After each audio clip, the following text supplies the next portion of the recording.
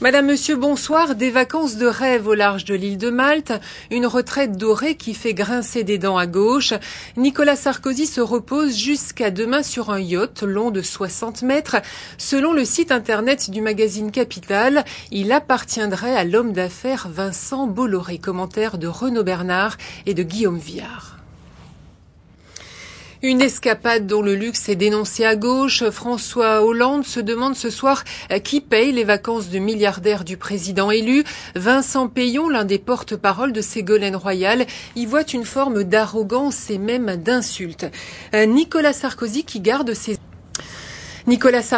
sera de retour à Paris demain soir. En attendant, son équipe déménage provisoirement dans des bureaux du 7e arrondissement de la capitale.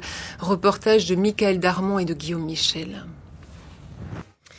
Nicolas Sarkozy apparaîtra pour la première fois depuis son élection aux côtés de Jacques Chirac. Ce sera jeudi, ce sera lors de la commémoration de l'abolition de l'esclavage et de la traite négrière. Ce matin, Jacques Chirac a présidé pour la dernière fois la cérémonie de la victoire du 8 mai 1945. Véronique Saint-Olive et Francis Forget.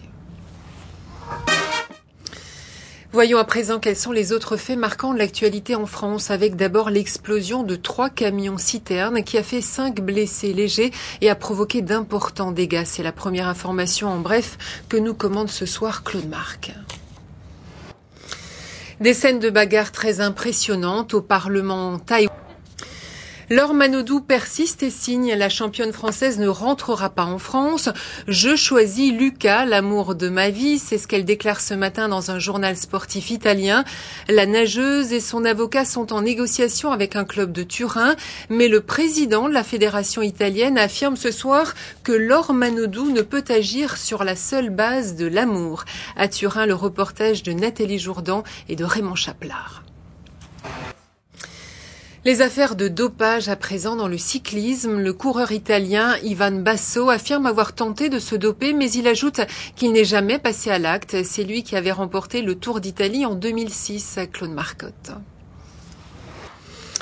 Cinéma, la rockstar Marianne Faithfull à l'affiche d'une comédie romantique dans le film Irina Palm. Elle joue le rôle d'une grand-mère très touchante, une femme prête à tout pour financer les soins de son petit-fils gravement malade. Reportage de Pascal Deschamps et d'Alain Dubas. Et que vous pourrez découvrir en salle dès mercredi prochain. Voilà, c'est la fin de ce journal. Merci à vous de l'avoir suivi. Excellente nuit à vous tous. À demain. Au revoir.